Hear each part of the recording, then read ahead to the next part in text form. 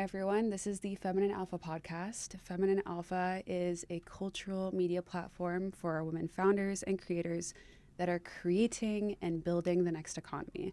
And since we're talking about creators, entrepreneurs, and freelancers, I have Jamie here, and I would love for you to introduce yourself. Sure. I'm Jamie Keane, and I'm the founder of Julip. And just a short little description, we like to say we are a website in bio. And not a link in bio. No, definitely not. I personally use Julip. I actually love Julip. It's programmed in all of my business cards and the chip in my nail. And what I like about it is back from when I was a content creator and when I started the media business or when I'm not working at events, it's just so clear for me to tell people who I am, right? And I think my biggest pain point is building out a website. So I would love for you to share what Julip is, and then we can kind of get into the why about it. I love that. And I could not agree more about building a website can be a headache and a half. Oh my God. And expensive and time consuming. Decision fatigue, hello. Hello. So Julip really, I like to say, is in the middle between the link and bio tools we're familiar with, let's say Linktree, Beacon, StanStore, and then the traditional websites of Squarespace, Wix, WordPress. So Julip sits right in the middle. So it's as easy as the link and bio tools to build, but as comprehensive as those traditional websites. So you can put all the information you really need and get that set up within anywhere 20 minutes if you're super tech savvy to an hour. It's really cool to see on my back end. I can see when people purchase, and sometimes I'll see it published like an hour later, which is like the coolest thing to see. And I've just been getting really great feedback on, oh, this feels like me. This is super branded. I'm able to share my about, my services, sell my time, digital products, my portfolio, have an affiliate store. There's so many capabilities, and seeing all the different customizations has been really neat. Yeah, and I love that it just has so many features about it. But before we get into that, it's kind of that pain point you saw, right? Where the creator economy is growing exponentially, right? And so there's still people that do coaching. There's freelancers, consultants. There's people that you can have a whole website, but you don't necessarily need a whole website. Or you can have a landing page, but then it's just you want to take and direct people to somewhere where they can have access to know who you are or what your service is without having to go through 6 different pages, right? Or for me, it's when I go on someone's landing page and their bio and their about is like 15 paragraphs long, which in the digital age, it's like we can create content and tell people who we are. And so using something like Julip, people can go onto my Julip, see my profile, read about Feminine Alpha and about me in, a minute. And then they can go to my portfolio and see my videos. They can see the services I offer.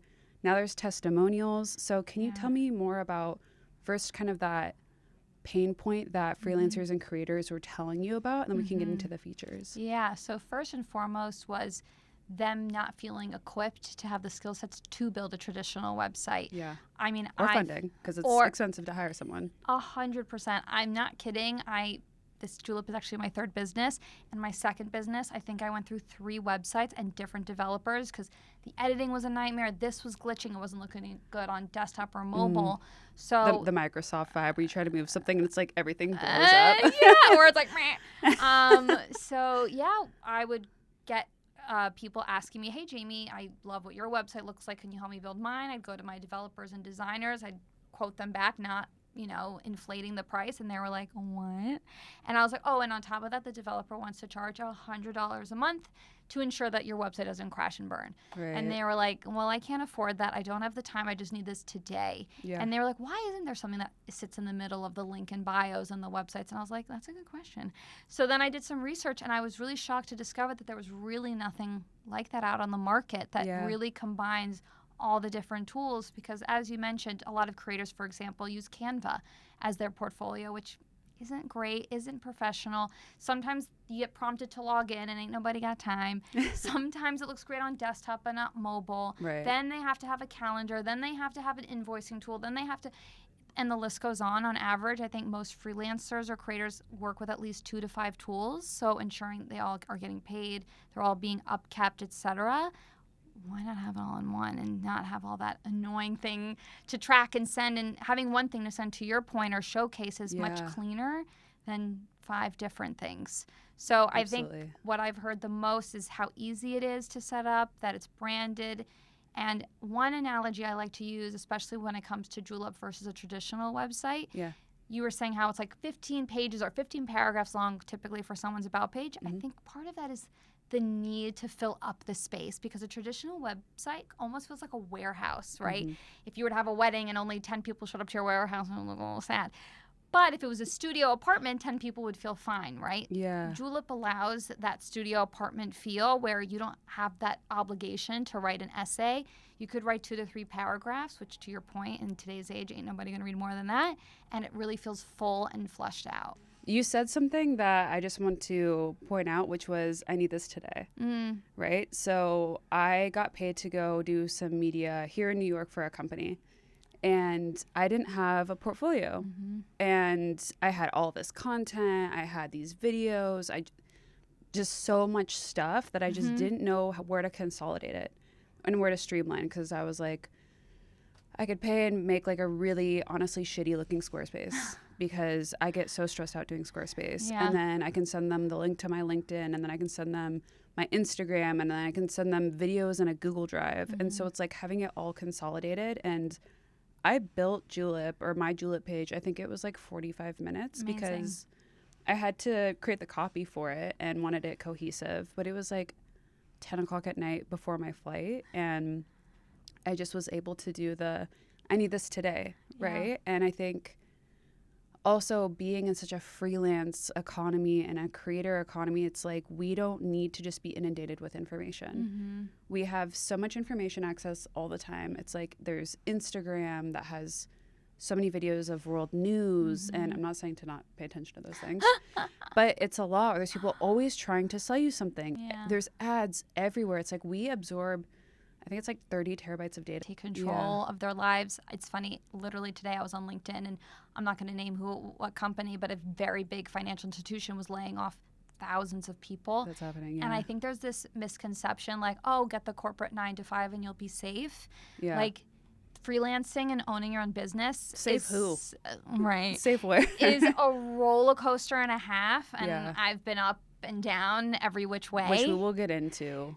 I love talking about that in Feminine Alpha, but please continue. No. And yes, obviously there's health insurance and all these other benefits, which there's actually a great woman who I met who helps with health insurance. If anyone needs help, just message me. I'll send you her info. But she's got a network. I got a number. But taking control of your destiny is so powerful, and getting to be your own boss and not have to ask someone for PTO or to take a mental health day or want to go to that gym class at 1 p.m. in the afternoon. Like, take control of your destiny, and Julip allows you to do that, like you said, instantaneously and also very cost effectively. Like, again, if you even have Linktree, which is free to start, but then as you pay for all these tools, it ends up adding up very quickly. As an entrepreneur and creator, you need to be able to direct people to your business all in one place. Your portfolio, your services, and a way for people to book with you on the spot. Not a website that takes forever and costs a fortune, and definitely not a list of links. That was my problem. Scattered links that I just didn't have time to keep up with. But then I found Julip. It's an all-in-one website and bio. Portfolio samples, offer pages, booking tool, email collector, and so much more. And what I love is I can customize it to match my brand. Colors, layout, everything, so it actually feels like me and not just another template. And the process is so simple. I actually have fun building and updating my pages. Sales pages, testimonials, everything that I want to showcase clearly and aesthetically. And my audience gets a cleaner, easier experience too. So if you need a fast, quality, polished website that converts profile views into booked clients, go with Julip. Try it free for 14 days with my link in the description. I love that. So I do want to get in your founder journey, but before, I'd love for you to share about the features, because I feel like for the creators, the founders, entrepreneurs, and even the freelancers in my audience, I love to put people on to Julip, or at least show it to them, because I genuinely believe this is such a good and supportive and helpful product. Because you can share services, you can have your portfolio, which has been the biggest for me. I wasn't even posting on my social media for a couple months, but I was sending my Julip with my portfolio, and people or companies were offering brand deals, or, that's how I was getting flown out, or doing collaborations, or, making partnerships. And I think Julip also has a lot of features. Like you said, you can have all of these different apps or these platforms, but you're starting to really integrate the features into Julip itself. So can you talk about what some of those features are? Yeah, so I'll start with the portfolio because that's everyone's favorite because, That's again, great. people typically are using either the Squarespaces or the Canvas. And what you actually have to do, let's talk about Squarespace. You have to download the video, upload the video, format the video, and you're also paying for that video storage when you use Squarespace. Canva, fortunately, you don't pay for the space. But again, it gets quite chaotic. And I always joke with Canva, you're scrolling forever that you're going to start getting arthritis. And it's just a lot of work to download and upload and make sure it's always working. Or you have to know how to make a pitch deck, which that's my background. So I've seen a lot of decks, which are interesting, or a portfolio deck, and it's a lot of work and time consuming. Yes, and actually a feature that's a sub-feature, if you will, I actually had a Squarespace 100 years ago, and I just got an email today that I was still being charged even though I canceled it, and the customer service, I'm sorry, has not been great. Yeah, no, I would be mindful just for future, but it's a It's journey. not good. Customer service is me, and people compliment. I'm usually, unless I'm doing something like this or on the phone, I usually respond within the hour. Well, I Because texted you. I was like, what happened with my page? But I think it was just like the service of the building I was in. But she replied immediately also. Very human. Yeah, exactly. So with the portfolio, one really unique thing that we do is you can literally copy the URL of Instagram, TikTok, YouTube Shorts, LinkedIn, which is huge because no other platform does that, Google Drive or Dropbox, and in seconds you copy the link and then it auto embeds. So they can see it, they can engage, see your metrics and everything in a really organized fashion. And you would create categories horizontally. So instead of scrolling forever like this, it just takes a click or two. It's like a carousel, basically, because I have my interviews, my events, and a secret third thing that I can't remember that I just updated. But the portfolio is great because you know, there's long form and short form content, right? And short form, when you're meeting someone, is the best way that they can see how you speak, what you offer, what your content's going to be like. Or the content of your business if you're not a content creator necessarily. And so they have the ability just in a very quick moment to just go through and be like, oh, okay, now I have the whole concept of what they create or the quality of the service that they're offering. Absolutely. And another thing that's important is authority, right? People don't normally want to be the guinea pig, as I like to say. So if you've worked with any clients in the past, adding, if it's a personal brand, their face or a logo, you can immediately add those as a carousel as well. And if you want to link it to a blog, a podcast, a social media post or whatever, that's also takes seconds. So it's just been really cool to see for the portfolio piece, and there's other features there to see how different people are organizing and presenting information. And there's I think press, because I have a press release on mine. You've integrated kind of similar to like a calendar feature so people can book through it and not pay separately. So Calendly, for example, allows you to have one free calendar, but you can't charge for your calls. Within Julip, you can create a sales page so people can understand what they're getting with the call. It could either be free or paid, and Julip does not take a cut, where a lot of these other providers do. For example, Calendly charges, I think, $12 a month just to do that one little feature, where, as we all know, Julip does a lot more. And the other cute part is that Julip is super branded. So when you create your calendar, if your colors are pink and purple, your calendar is going to be pink and black. purple. But thank you. Yours is pink and black, which is super cute. But Calendly doesn't allow too much branding, for example. You can have a logo and like text, but ours just like cohesively. Exactly. So to your point, you could sell your time, you could sell your services and add a landing page as well with testimonials, take payments there, and then sell digital products as well, which is always fun to have a little passive income. And there's affiliate codes as well. I love that. So we've talked about Julip itself and the features, and I sign off that this is a fantastic platform. It's a tool that I love and that I use and I try to put people onto. And you being a founder, because you've recently switched over to being full-time with Julip, can you talk a bit about this founder journey and being a woman in tech, and especially someone that hasn't tried to outwardly get seed funding? Like, what has that been like for you? Good question. And I hope this story that I'm about to share inspires and doesn't deter anyone, because people think, oh, I need a tech background to launch a tech business. The key is finding the right person and someone you trust. I made the mistake when I first built Julip. I hired someone that I thought I trusted. Oh. So a tip, if you're hiring someone in a skill set that you're unfamiliar with. So, for example, I do not have coding skills. So Nor do I. Yeah. So it's hard to be like, oh, that's good code, right? Yeah. So it's always good before you just go diving in, do a little test. So initially I'd hired my friend's husband who was a coder. So because he was my friend's husband, I was like, oh, he's going to be great. It's going to be fine. Yeah. Long story short, 10 months and thousands of dollars later, he built the product, but it literally didn't work. Oh, no. So visually it looked fine, but when I would play around with it before we launched, I'm like, this is breaking, this is breaking, this is breaking. He's like, what do you want me to do? And I'm like, fix it. And he's like, I can't keep fixing everything. I'm like, but it never worked in the first place. That's So interesting. it was really upsetting because that was 10 months of my life, a lot of money. And Because again, navigating, like, not being what people would consider to be a bitch, but also how you can be a business owner that's really trying to make something happen and make something scalable. And also for your team, at least for me and my value, it's like I want to make sure it's the best quality because I want to pay to support the people that are helping me build this. 100%. But that's just a sideline. No. Yeah. And so what ended up happening was I was like, I can't keep putting more money into this. This isn't working.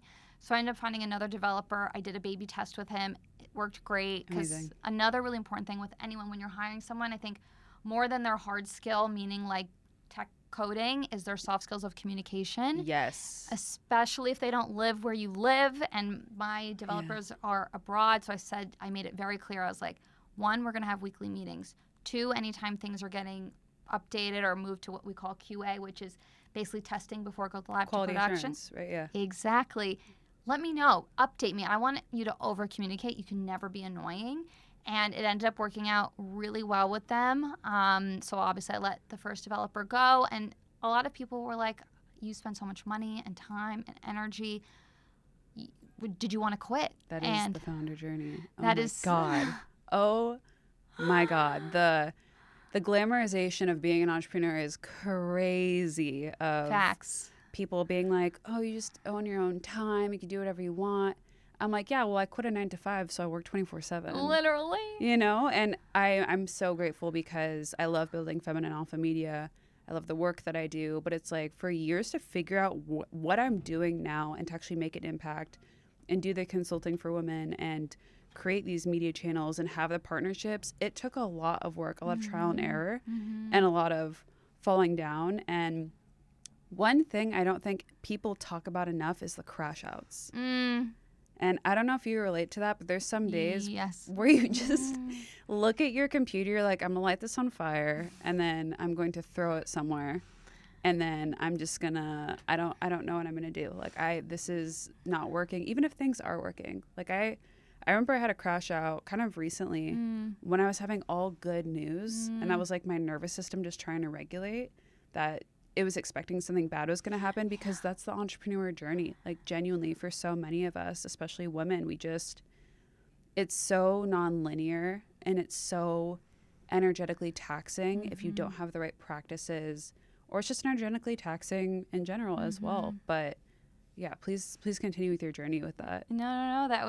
I just resonate with that so much. Retweet. Yeah, literally. So in the beginning, during that time, those 10 months, and even it then took the new developer, he had to start from scratch, which was like, ugh. But luckily we had all the designs previously, so we were to move a little bit faster. I think he took about 8 months before we went live. Wow. I continued to do market research, which is another tip if you're building something out. My first business, the biggest mistake I made was assuming, which do not assume.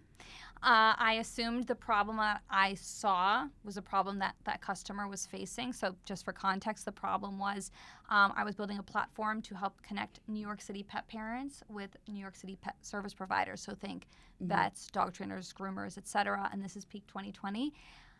I would be going to vets who, bless their heart, most of their websites look like they were made before MySpace.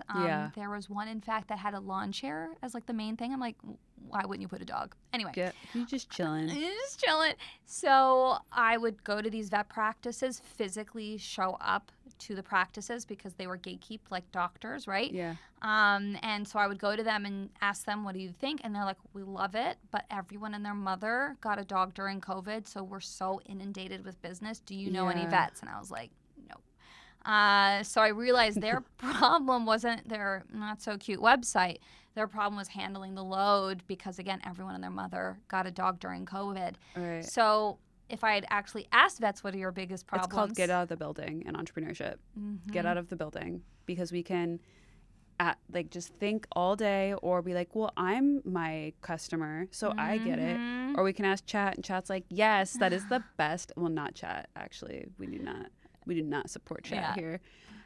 You can ask an LLM, and it's like, yes, that is the best decision ever. And you're like, no, it's not. It's like, you're so right. It's totally not.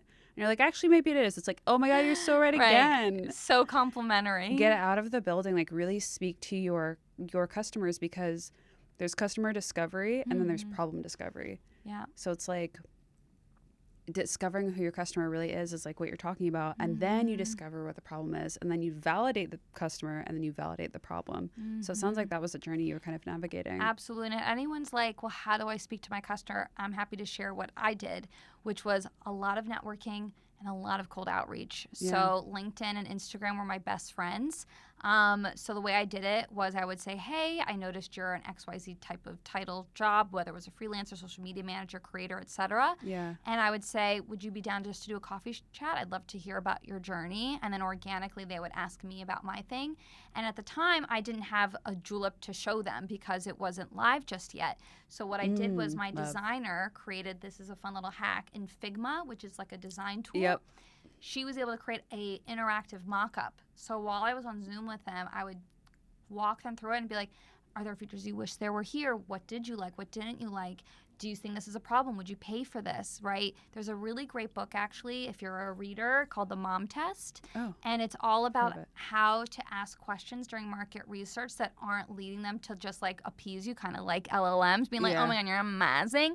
Yeah. Instead, more like giving you real, authentic feedback, because the worst thing you could do for your business is do what the book says, basically, is just ask your mom and get validated, because that doesn't teach you anything. So go out there. You're going to get rejected. It's not for everyone. Which is good data. Good data, because then you can target your messaging to the right person. Right. So it's been a really interesting journey to figure out what people want. And you were mentioning earlier, like, all these new features. This is because I've just been continually talking to my customers. Including me. I'm like, I love giving feedback. Yes. And I'll be like, Jamie, what about this or this? And usually, I think all but one time, and I've said stuff like 10 times, you've been like, oh, we're actually rolling out something for that. Yeah, because to that end, I think a lot of people think, oh, once you build the product, market research is done. No.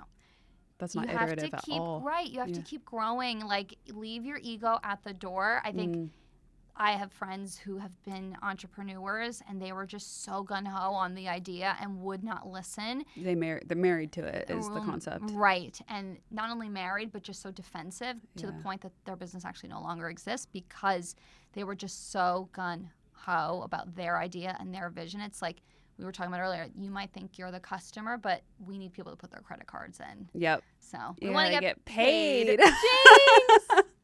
I love that. And because we have a few minutes left, especially being a woman founder, a woman entrepreneur, a woman in tech, I would love to know, on the feminine alpha archetype, like what practices do you do to ground yourself to maybe be in your body, or what type of feminine mindset or practices do you have to really keep yourself in founder mode, but being Jamie, being in your wholeness, being calm, being creative? Because I know for myself and a lot of my clients and my founder entrepreneur community, it's like we can burn out, we can want to give up, we can get really in our masculine, and we can dysregulate our nervous systems, which, you know, things are going to happen. We're not perfectly balanced all the time. That is such a fallacy that people are like, there's always balance. Like, you just need to balance. Right. I like the word harmony. I'm like, you're going to harmonize the chaos in with your practice and your balance, and then you're going to find your rhythm. And in this season, the rhythm's going to look great.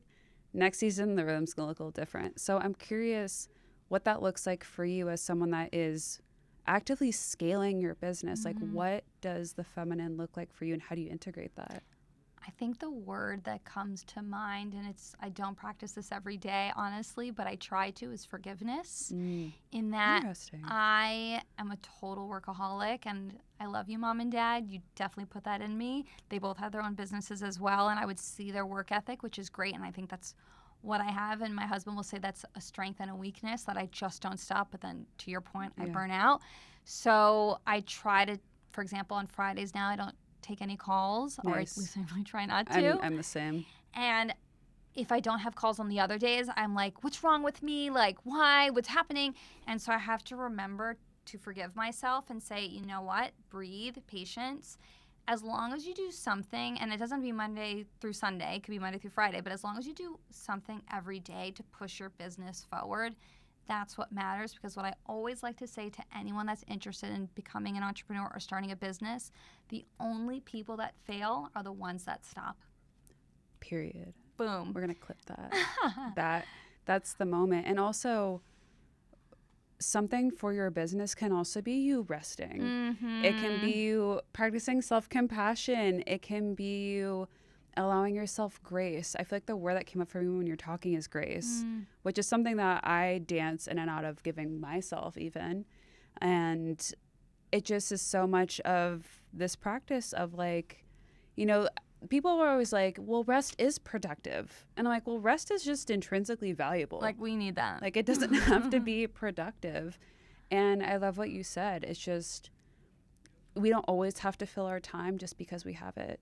And that's such a mindful practice. And I'm just curious if there's any other thing that you would love to share to the Feminine Alpha community, like one sentence of wisdom for women that want to be in their feminine, but also want to grow a really successful business or create a really successful movement. Like, what would that be? I would say you're going to have haters. You're going to have people that don't get it. I had a friend when I was really struggling and I was venting to her. She was like, well, maybe you should just go back and get a regular 9-to-5 job. Oh, we all have that. And I was like, it's not what I needed right now. So I'd say be strong. Believe in yourself, right? I don't know if anyone has watched the Taylor Swift documentary of the Eras Tour, which, God, this is making me sound so basic, but whatever. It's just really amazing how long she's been working at it. And she didn't just become an overnight success and have these crazy tours. Like, she was, going to farmers markets and doing all these things. So I think the other word I would say, which, God, I really struggle with, is patience. Yeah. And comparing yourself. Like, I cannot tell you, God, this is so embarrassing. I cannot tell you how many times I literally Google, how long did it take for this business to become successful? Oh my God. Like Canva, even as an example, she got rejected 100 times because she was raising. And she just, again, she didn't give up. Rejection's redirection. It's protection. 100%. And you can't compare your start to people's middle. People say that all the time. And I love the phrase. It's like, God, grant me patience, but I need it right now. And a julep right now. Yeah, exactly. So anyway, Jamie, thank you so much for all of this. I'm so happy to have you on Feminine Alpha. Finally. Yay. We've been trying to do this for a while. Yes. Where can people find you? And if they wanted to do a demo, or like, where would you send people for Julip? Absolutely. So our website is myjulip, myjulip.com.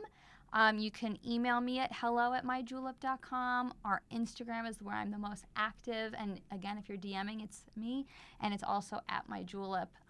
If you have any questions, I genuinely, one of my new hobbies is building juleps with people. If anyone wants their hand held, honestly, you could do it on your own. I have 70-year-olds who write to me who are like, that was so easy. But if you're just like, I want to skip through the forest with you, give me your hand and let's go. Amazing. Well, thank you so much for being on Feminine Alpha. This was awesome. Everyone, this is Jamie. She created Julip. And stay tuned for more episodes where we talk about women founders, creators, the creator economy, and the mindset and resilience the mindset and resilience you need to be a founder. So thank you again. Bye, everyone. Bye.